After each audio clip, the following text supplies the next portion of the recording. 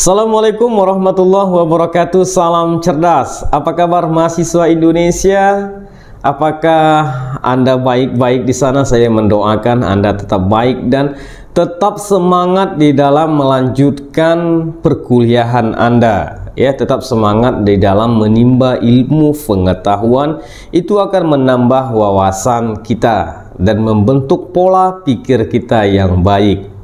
Nah, dalam video ini saya akan menjawab pertanyaan seorang mahasiswi. Ya, kita berbicara mengenai tesis sekarang. Ya, kita berbicara mengenai tugas akhir di perkuliahan S2. Dia ada bertanya seperti ini. Pak, salam cerdas. Ya, salam cerdas kembali. Saya belum paham tentang pertanyaan nomor 8. Soal pendekatan ilmu. Bagaimana sebaiknya menjawabnya, Pak? Terima kasih. Nah, mengenai pendekatan ilmu ini saya sampaikan di video mengenai kisi-kisi pertanyaan seminar proposal tesis dan cara menjawabnya. Nah, di sana saya sudah mengatakan kemungkinan akan muncul pertanyaan mengenai pendekatan ilmu apa yang Anda gunakan di dalam tesis Anda ini. Nah, saya tidak akan menjawab ini secara jawaban yang langsung ya, tetapi akan saya berikan Anda cara berpikirnya agar video ini banyak bermanfaat bagi mahasiswa S2. Nah, seperti ini. Saya akan memberikan contoh ya, karena contoh itu akan memudahkan kita untuk memahami sesuatu. Contohnya adalah pola keberagamaan masyarakat batubara pada abad ke-19. Ini adalah judul disertasi saya. Nah, kenapa saya selalu memberikan contoh ke judul disertasi saya? Karena di sini saya mulai dapat memahami segala sesuatu yang berkaitan dengan metode. Nah, disinilah awal mulanya saya dapat mengetahui kayak gini pendekatan ilmu terhadap judul ini dan seterusnya. Nah, saya ulangi. Judulnya adalah Pola Keberagamaan Masyarakat Batubara pada abad ke-19. Nah, dari sini, dari mana kita melihat pendekatan ilmu itu? Ya, coba perhatikan baik-baik judulnya. Pola keberagamaan masyarakat batubara pada abad ke-19. Kalau kita perhatikan secara seksama judul ini, maka kita dapat menganalisa bahwa di sini ada perkataan yang bisa kita kaitkan dengan satu disiplin ilmu. Contoh, kata keberagamaan. Keberagamaan ini dekatnya kepada disiplin ilmu apa? Maka secara generalnya, secara umumnya orang akan mengatakan keberagamaan itu dekat kepada teologi, dekat kepada ilmu mengenai ketuhanan. Kemudian apabila ini dikaji berdekatan dengan masyarakat, maka dia akan dekat dengan konsep keberagamaan secara disiplin ilmu antropologi. Nah, jadi pada saat ini kita mau menetapkan pendekatan disiplin ilmunya teologikah atau antropologi, bergantung kepada mana sasaran kita selanjutnya. Kalau sasaran kita selanjutnya mengenai hubungan antara manusia kepada Tuhan, maka kita akan memakai teologi. Atau berbicara mengenai hukum, kita akan berpakai teologi. Tetapi kita menyandingkan keberagamaan ini dengan masyarakat. Nah, jadi bisa jadi ini akan kembali kepada disiplin ilmu antropologi. Nah, kalau saya lebih memilih dia antropologi karena disandingkan dengan masyarakat. Maka saya menggunakan pendekatan ilmu di sini adalah pendekatan ilmu antropologi untuk mendekatkan judul ini, ya, untuk mendekatkan objek daripada judul ini, ya, untuk disandingkan dengan ilmu antropologi ini.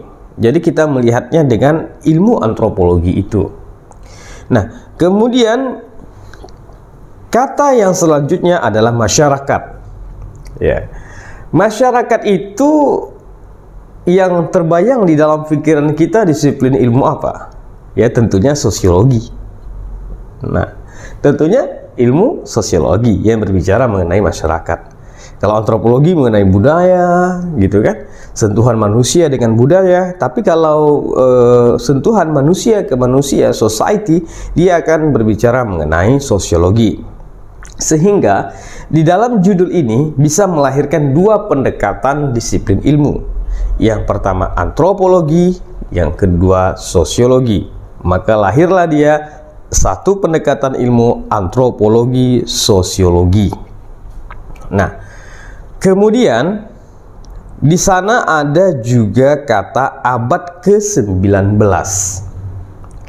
Kalau kita berbicara ke abad 19, sudah berbicara mengenai tahun, sudah berbicara mengenai masa, maka disiplin ilmu apa yang terdekat dengan itu?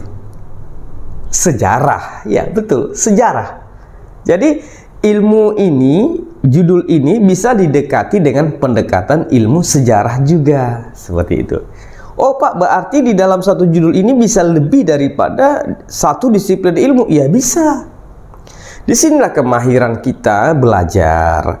Disinilah menunjukkan bahwasanya perbedaan antara tesis dengan skripsi itu, ya, perbedaan disertasi dengan tesis dan seterusnya. Nah, lantas di dalam judul yang seperti ini kita bisa memiliki tiga pendekatan disiplin ilmu: antropologi, sosio, dan historis, sejarah. Nah, inilah kita kombinasikan teori-teori yang ada di dalam ilmu antropologi, ilmu sosiologi, ilmu sejarah, ini kita ambil, ya. Teori umumnya kita ambil. Minimalnya pada saat kita menceritakan sesuatu, kita menggunakan teori itu. Pada saat kita mendefinisikan sesuatu, kita mengambil teori daripada disiplin ilmu itu. Nah, ketika kita berbicara budaya, kita ambil teori daripada antropologinya. Ketika kita berbicara mengenai masyarakat, kita ambil teori daripada ilmu sosiologinya. Begitu juga dengan sejarah. Nah, ini merupakan satu kesatuan, ya, merupakan satu kesatuan disiplin ilmu yang kita racik di dalam tesis kita. Nah, kalau seperti ini, maka kita akan mampu menyajikan satu tulisan yang dipandang dari berbagai macam aspek disiplin ilmu. Inilah yang sebenarnya yang dikehendaki oleh seorang calon master itu. Ya. Inilah yang dikehendaki oleh dunia perkuliahan. Ketika sudah kita master, kita mempunyai berbagai macam sudut pandang terhadap sesuatu masalah yang kita hadapi. Nah, dalam menjawab pertanyaan ini, ya, saya katakan saya tidak menjawab secara langsung, secara direct, ya. Saya akan membuka mindset Anda. Saya tidak tahu judul Anda apa, gitu ya. Meskipun apapun judul Anda cermati baik-baik di setiap kalimat yang ada di judul itu. Kemudian tarik, oh ini cocoknya ke disiplin ilmu ini ke disiplin ilmu itu. Nah, seperti itu. Meskipun ini tidak akan ditanyakan oleh dosen penguji Anda nanti pada saat seminar proposal tesis atau sidang tesis itu, tidak ada masalah. Ini adalah bekal penting bagi Anda ketika Anda mau menjadi seorang master.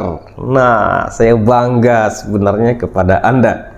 Ya, saya mengucapkan selamat kepada Anda sudah di peringkat master.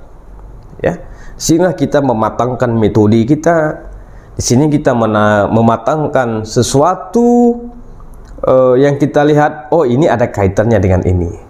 Ini pasti ada kaitannya dengan ini.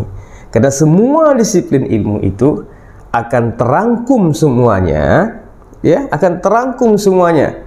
Kenapa? Karena semua ilmu yang ada di dunia ini mempunyai keterkaitan antara satu dengan yang lain. Ya, jadi ada integritas keilmuan di sana. Inilah yang diharapkan kepada Anda yang seorang master. Nah, inilah yang mungkin dapat saya sampaikan ya dalam keterangan ini. Karena sangat sedih rasanya kalau saya menjelaskan itu kurang paham gitu ya.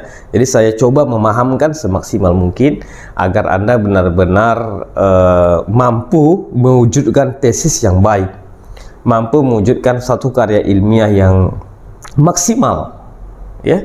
Dan mudah-mudahan video ini dapat membantu kesuksesan Anda dan memecahkan kebuntuan Anda selama hari ini. Baik, demikian. Wassalamualaikum warahmatullahi wabarakatuh. Salam cerdas.